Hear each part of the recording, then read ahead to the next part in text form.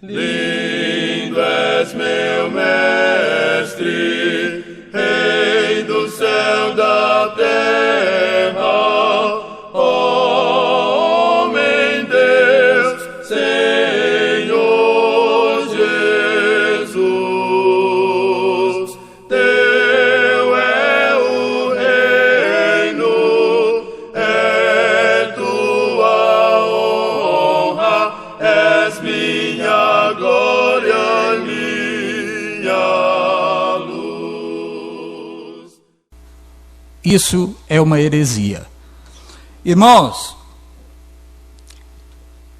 o desvio consciente nosso daquilo que está estabelecido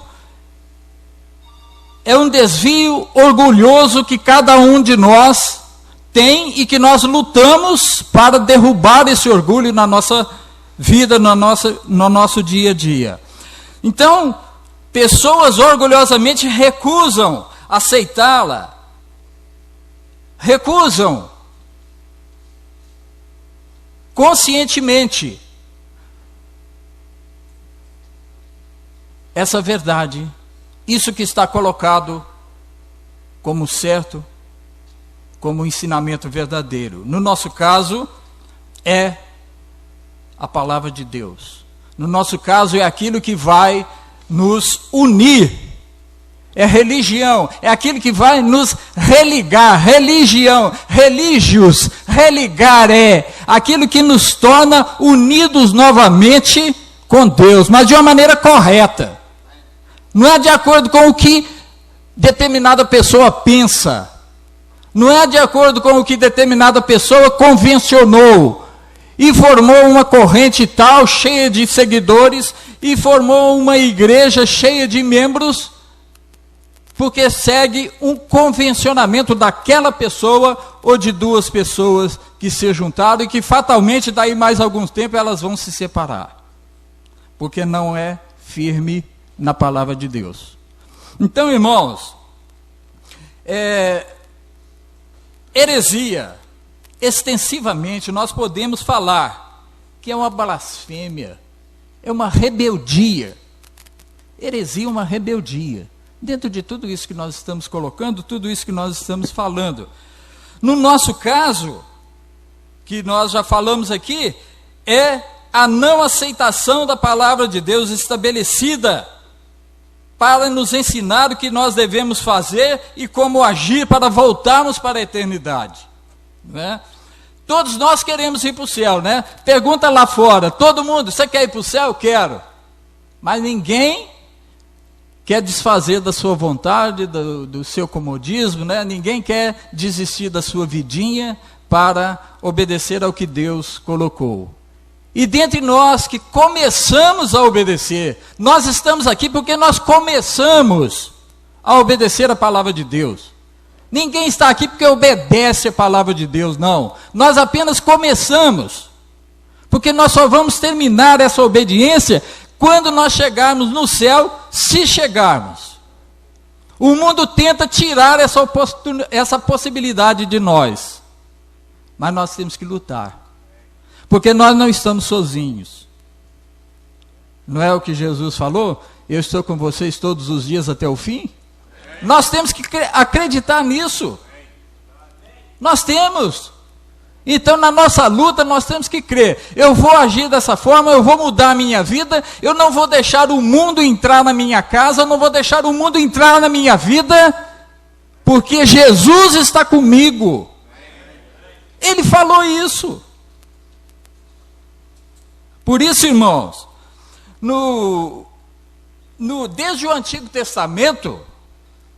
desde o Antigo Testamento que existem as pessoas com seus próprios ensinamentos em nome de Deus. Estão falando aquilo que querem em nome de Deus. Não é? Ah, mas todas as igrejas aí estão falando da Bíblia, todas elas falam em Jesus, mas todas as igrejas salvam? Não. Todas as igrejas mostram a salvação da alma? Não. Então, irmãos, Miqueias, no capítulo 3, versículo 11, lá no Velho Testamento, tem uma coisa interessante que ela vai se encaixar bem dentro desse tema e disso que nós estamos vivendo. Miqueias, capítulo 3, versículo 11, diz o seguinte, a minha versão aqui é a NVI, Nova Versão Internacional. Diz o seguinte, falando sobre a liderança de Israel, o povo de Israel de uma maneira geral também, ele fala assim, seus líderes julgam sob suborno, seus sacerdotes ensinam visando lucro, os seus profetas adivinham em troca de prata, e ainda se apoiam no Senhor e dizem, o Senhor está no meio de nós, nenhuma desgraça nos acontecerá. Oh, como isso é atual. Isso é terrível. Mas, irmãos, Jeremias capítulo 5, versículo 31, dentro desse mesmo contexto de falta de fidelidade à palavra de Deus pelo povo de Israel, Jeremias capítulo 5, versículo 31, fala naqueles dias o seguinte, os profetas profetizam mentiras, os sacerdotes governam por sua própria autoridade. E agora essa frase final do versículo é triste. O meu povo gosta dessas coisas. Isso me deixa boquiaberto, irmãos, porque é realidade entre nós. Pessoas que inclusive já estiveram aqui nesse Enoque, já palestraram aqui nesse Enoque, não é? Essas pessoas dizem hoje com alegria que estão amando a igreja presbiteriana. Estão gostando demais da igreja Getsemane. Como que Jeremias é atual? O meu povo gosta dessas coisas. Mas Jeremias tem uma pergunta, inclusive, para os participantes da nova aliança, que somos nós. Jeremias, no final desse versículo, tem uma pergunta que ele coloca lá e que serve para nós dessa forma. Mas o que vocês farão quando tudo isso chegar ao fim? O que vocês farão quando chegar o fim? Jeremias perguntou lá naqueles tempos passados e está retumbando até hoje aqui. E a pergunta é válida. A pergunta é desafiadora. Como desafiador é não aceitar o mundo como exemplo da nossa vida. Não permitir que o mundo entre na nossa vida. O Senhor Jesus alertou-nos em Mateus capítulo 7, versículo 15. Ele fala o seguinte: cuidado com os falsos profetas. Eles vêm até vocês vestidos de peles de ovelhas, mas por dentro eles são lobos devoradores. Jesus fala ainda em Mateus 24, versículo 11, ele falando de um contexto do fim dos tempos, não é? Ele fala assim, e inúmeros falsos profetas surgirão e enganarão a muitos. Enganarão a muitos. E no versículo 24 ele coloca ainda, o Senhor Jesus, pois aparecerão falsos cristos e falsos profetas que realizarão grandes sinais e maravilhas para, se possível, enganar até os eleitos. Por isso é a oportunidade dessa mensagem. Nós somos os eleitos, mas nós podemos perder essa eleição se nós descuidarmos da nossa fidelidade à palavra de Deus. Nós podemos cair da fé. Nós não podemos achar que nós já somos firmes e que estamos salvos e que agora tudo é maravilhas. É maravilha sim, se nós estivermos firmados no futuro fiel ao que a palavra de Deus diz para nós. Hoje, nós encontramos o quê? Nós encontramos a igreja do apóstolo, né? Tem igreja de apóstolo aí hoje. Tem igreja da bispa, não é? Tem uma bispa aí que tem igreja. Tem a igreja do bispo. E cada uma dessas, elas oferecem o quê? Algo mais e melhor para os seus frequentadores. Tiram na palavra de Deus frases e textos para fomentarem os seus interesses egoístas e fora do plano de Deus. Porque não é o plano de Deus. Tem uma família, isso é um fato que aconteceu também entre nós. Uma família nos deixou lá na igreja do centro em Belo Horizonte. Uma família nos deixou porque a nossa oração tem algo que ele encontrou, aliás, a nossa oração não tem algo que ele encontrou numa denominação, que eu até já esqueci o nome dessa denominação. Falta isso na nossa oração. E eu visitei esse irmão, essa família, na casa deles. Irmãos, mas a Bíblia fala que nós não sabemos orar. A nossa oração é dura, é difícil, né? O Espírito Santo tem que dar um jeito nela, para ela chegar até Deus. Mas está faltando. Falta alguma coisa na oração que vocês fazem. Vocês precisam aprender a colocar algo mais na oração. Agora, o interessante em tudo isso, irmãos, isso que aconteceu, foi que 2 meses antes dessa família sair lá da nossa congregação e ir para essa denominação, o filho dessa família teve leishmaniose. E a igreja orou incessantemente e o menino foi curado. Isso não foi bastante. Eu fiquei muito sentido com isso que aconteceu. E eles foram para essa tal denominação porque a oração deles é melhor. Agora, o que deixa mais triste é que não eram pessoas novas na fé. Não eram. Não eram pessoas que tinham 5 anos, 10 anos de igreja, não. Eles tinham de 12 a 15 anos de conversão entre nós, inclusive servindo entre a gente. E saíram, não é?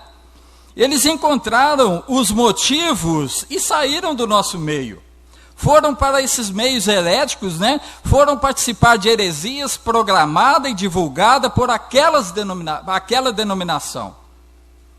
Isso me faz ver lá aquilo que segunda carta de Pedro, capítulo 2, de 1 a 3, diz. 2 Pedro 2, de 1 a 3.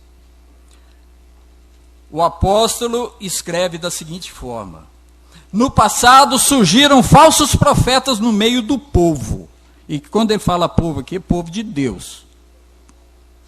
Como também surgirão entre vocês. Ele está escrevendo para 5 igrejas da Ásia Menor. Ponto, Galácia, Capadócia, Ásia e Bitínia. Ele está escrevendo para essas 5 igrejas. E ele fala assim: no meio de vocês também surgirão esses falsos mestres.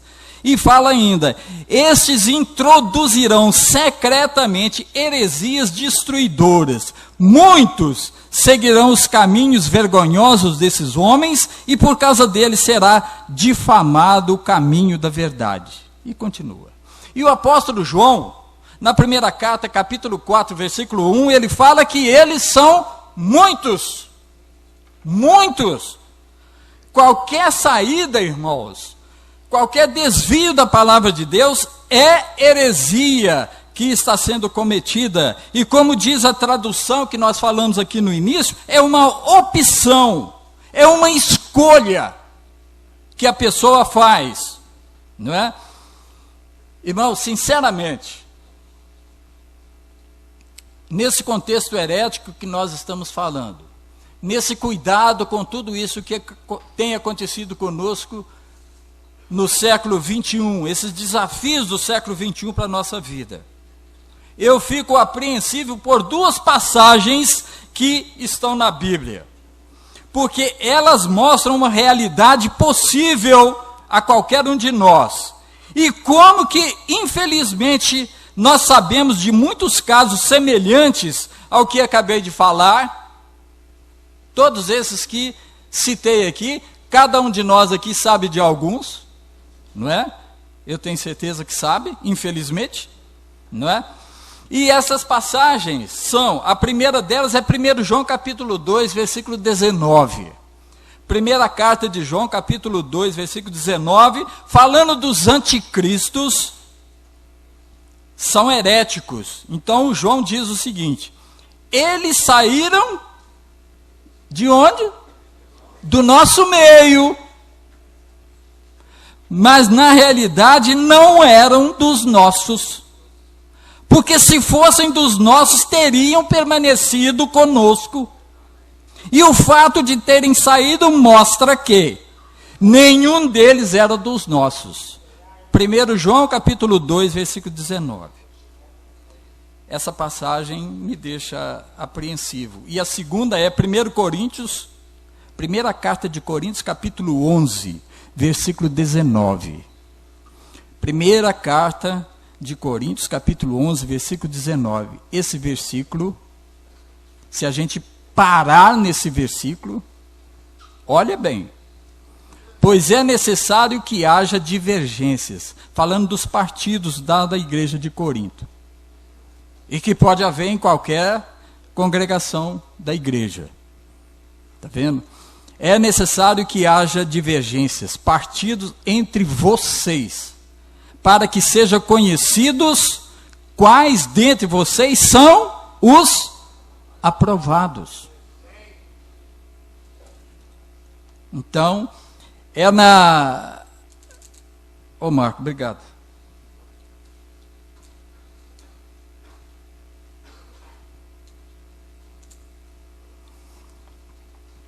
É necessário que haja divergências para que os aprovados sejam conhecidos. Como também o João falou, se eles tivessem ficado conosco, tudo bem, eles eram do nosso meio. Mas como eles saíram, é para ficar provado que eles não são dos nossos. Essas duas passagens me deixam assim pensativo, porque elas, numa linguagem mais popular para nós, falam o seguinte: é para que a gente saiba quem é quem, não é isso? Quem é quem entre nós? Agora, nós precisamos pregar a verdade com mais ênfase. E às vezes muitos de nós têm medo de falar determinadas coisas.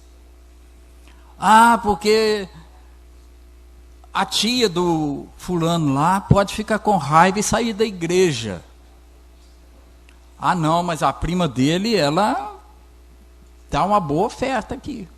Então não podemos falar isso não, porque senão vai ofender a família, né? E, irmãos, nós não podemos olhar dessa forma. Se a palavra de Deus está estipulando aí e nos trouxe como faladores da palavra de Deus, pregadores da palavra de Deus, vamos falar. Vamos falar. É difícil? É dolorido? Mas é Deus que está falando. É Deus que está falando. E eu estive pensando, a dificuldade para muitos, não é, dos que se voltam para o lado herético do mundo, eu estive pensando que a dificuldade que eles sentem é porque não tem a presença de algo material, né? Algo concreto. Nós temos que falar positivamente, nós temos que falar confiadamente, sem vermos nada, sem nem termos visto nada. E eu acho que eu entendi que talvez isso seja a dificuldade para muitos desses irmãos, muitas dessas pessoas, não é? É como aconteceu com Israel, não é? Israel sentiu falta daqueles deuses do Egito e imediatamente o Arão fez um bezerrinho de ouro lá. Ah, Israel, esses são os teus deuses, né? Às vezes pode estar faltando um bezerro. Nós estamos querendo um bezerro de ouro na nossa vida, a gente está querendo ver, a gente está querendo apalpar alguma coisa, porque fala que tudo na nossa vida, na nossa estada diante de Deus é por fé. Vocês já viram isso na Bíblia? Que tudo é por fé? Então, a gente não vê. Eu acho que essa é a grande dificuldade. E uma outra dificuldade que eu insiro nesse meu pensamento é que a fé vem. A fé vem. Então, ninguém naturalmente tem a fé. A fé vem por se ouvir a palavra. Não é assim? Mas se eu não quero ouvir a palavra, como é que a fé vem? Aí eu saio desse meio mesmo. Eu saio. Né? A palavra de Deus, a Bíblia pode nos dar um entendimento gramatical, sim, tem muita gente que entende a Bíblia gramaticalmente. Mas o conteúdo profundo, o conteúdo que há nela e que Deus quer que nós nos apossemos dele, é espiritual. É um conteúdo espiritual, um entendimento espiritual, uma vida espiritual, porque Deus falou, sejam santos, porque eu sou santo, sejam iguais a mim, é o que Deus fala, sejam iguais a mim. E por que nós vamos botar dificuldade nisso, né? Mas o tempo está passando e eu já saí do meu roteiro aqui. Nós temos que falar, né, sobre a eternidade. Alguém já viu a eternidade? Alguém sabe o que é a eternidade? Sabe que ela não tem fim, e foge o nosso entendimento do que seja, né? Então, nós temos que pregar a eternidade, falar, ensinar e ainda coisas que ainda vão acontecer a nós e aos nossos ouvintes. Alguém já viu como é a eternidade? O que se passa na eternidade, alguém sabe? Eu acho que ninguém sabe. Só que a Bíblia diz o seguinte, a Bíblia diz, né? E isso também me preocupa. Olho nenhum viu, ouvido nenhum ouviu, mente nenhuma imaginou o que Deus preparou para aqueles que o amam. Você está vendo? Você está vendo como que é algo forte isso que a Bíblia coloca para nós? Nesse contexto de cuidado com o que o mundo está te colocando na sua vida, ele fala, olho nenhum viu, ouvido nenhum ouviu, mente nenhuma imaginou o que Deus preparou para aqueles que o amam. Nós podemos até dizer, para aqueles que o obedecem, para aqueles que lhes são fiéis. Não é? Irmãos, isso está em 1 Coríntios 2:9, e no versículo 10 tem um esclarecimento. 1 Coríntios 2, agora o versículo 10 esclarece. Mas Deus o revelou a nós por meio do Espírito. Se isso está revelado a nós por meio do Espírito, nós que queremos ir para o céu não podemos nos descolar do Espírito. Nós temos que estar grudado no Espírito Santo de Deus. Nós vemos o Espírito Santo de Deus? Não. Mas nós temos que estar grudado nele. E onde nós fazemos isso? Aqui. Diariamente, tomando contato com ele. Isso aqui vai nos livrar dos padrões do mundo. Essa palavra maravilhosa de Deus nos livra do padrão do mundo. Aqui está o padrão de Deus. E nós temos que transformar pela renovação da nossa mente. Não é o que está escrito no versículo tema? Transformai-vos pela renovação da sua mente. Isso precisa fazer parte da nossa vida constantemente. Irmãos, é preciso crescermos na fé. Esse crescimento é diário. É como o corpo humano. E isso não é novidade nenhuma que eu estou falando aqui. Como tudo que eu estou falando não é novidade. Ninguém consegue sobreviver alimentando uma vez por semana. tem uns que até de 15 em 15 dias, né? Da mesma forma é espiritualmente. O nosso alimento espiritual, ele tem que ser diário. Nunca nós podemos achar que já crescemos o suficiente e agora não é preciso mais tomar conhecimento da Bíblia. Não é? Nós nunca chegamos a essa condição de parar de relacionar com a palavra de Deus. Eu às vezes penso que se há desvios, quedas ou escândalos no nosso meio, é porque irmãos acharam que já sabem tudo e que não precisam, eles podem passar aí um mês sem pegar na Bíblia, porque já sabem tudo que está na Bíblia. E ficam. Mas a Bíblia fala para nós que ela é um organismo vivo. Você pode ler milhares de vezes uma passagem. Você tem 30 anos na igreja, você pode ter lido 30 anos a mesma passagem, e ela não te diz nada. Mas amanhã, se você ler, ela vai te dizer uma coisa que vai te derrubar ou vai te elevar. Porque ela é viva. E a vida que tem nela é Deus, é o Espírito Santo de Deus, é que sabe o momento que vai encaixar na sua vida. Por isso, nós temos que tomar esse cuidado diário com a palavra de Deus. Nós temos que nos alimentar dessa santa palavra de Deus diariamente. Olha, tem gente que somente leva a Bíblia para as reuniões, abrem mais alguma passagem, mas está tão longe dela, né? Aí já aconteceu muito. Ô irmão, leia para mim. Aí, onde é que é mesmo?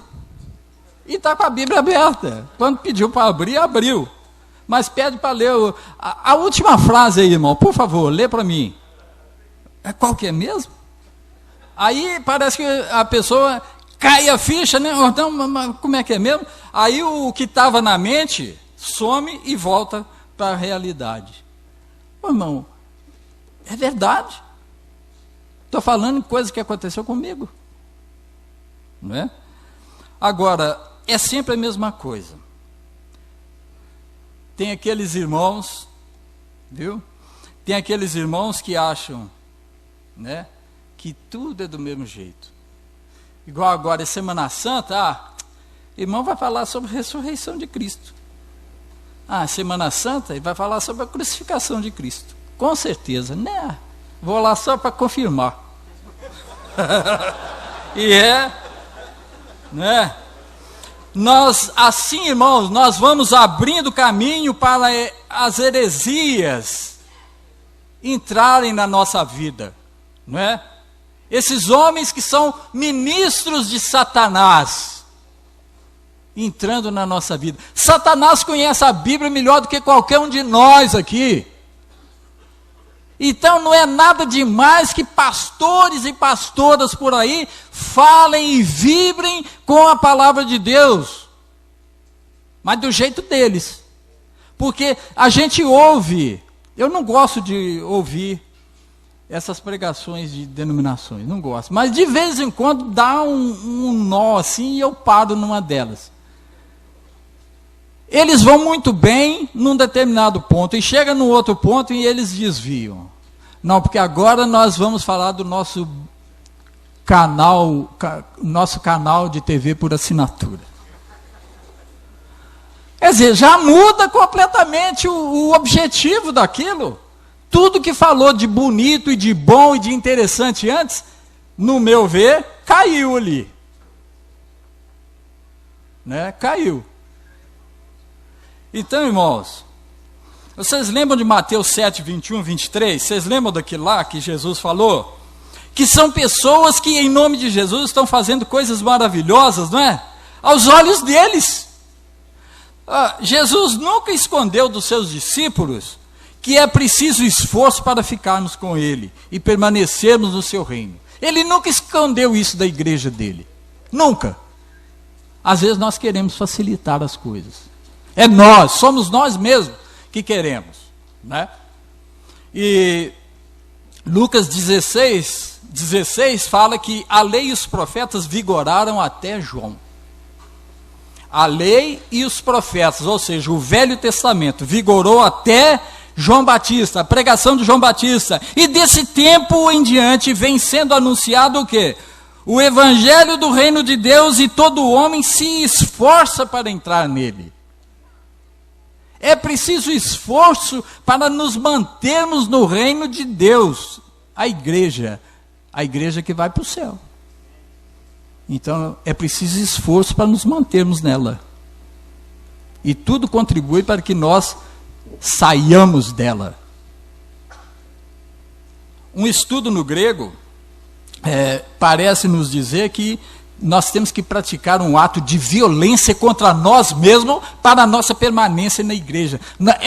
É uma violência que nós praticamos contra nós, contra a nossa vida, para estarmos na igreja de Deus.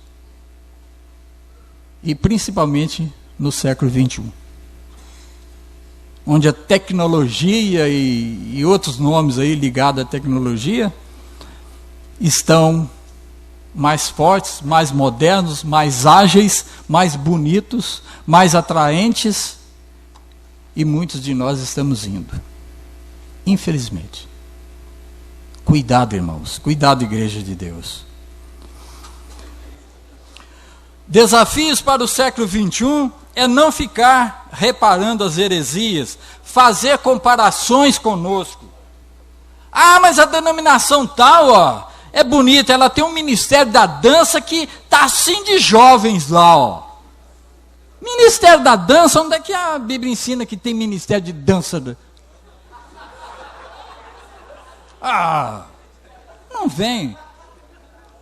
Ah, mas os jovens gostam. Ah, o jovem gosta, mas ele tem que ser trazido. O gosto dele é pela palavra verdadeira de Deus, né?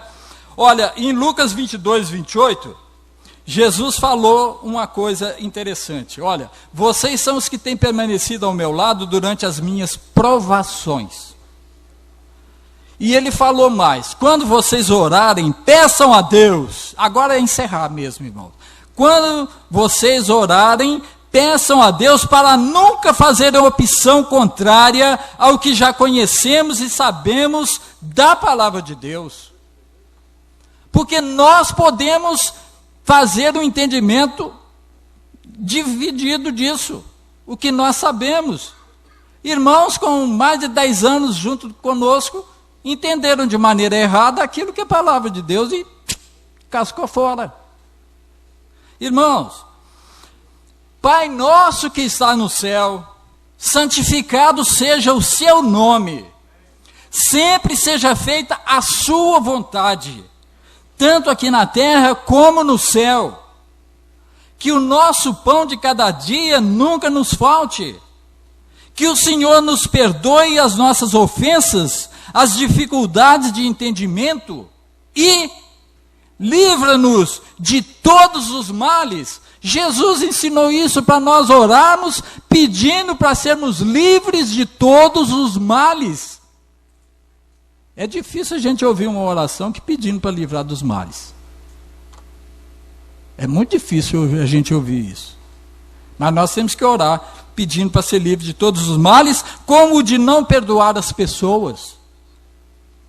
Livra-nos do mal da idolatria, livra-nos do mal de ficar enamorados das belezas do mundo, livra-nos do mal de sentirmos conquistados pelos pregadores heréticos, livra-nos, Senhor, do maior mal que é de um dia cairmos para o lado de lá, livra-nos da tentação de um dia sermos despertados e interessados pelo que o anjo de luz, do qual fala o apóstolo Paulo em 2 Coríntios 11, 14, que é o próprio Satanás, fingindo ser anjo de luz, servo de justiça. Livra-nos disso, Senhor. Em nome de Jesus nós pedimos isso. Nos ajude a nos manter firmes no caminho do Senhor, sem desviarmos nem para a direita nem para a esquerda. É isso que nós precisamos, irmãos. Que Deus nos livre e que Deus nos guarde desses males tentadores. Amém e amém.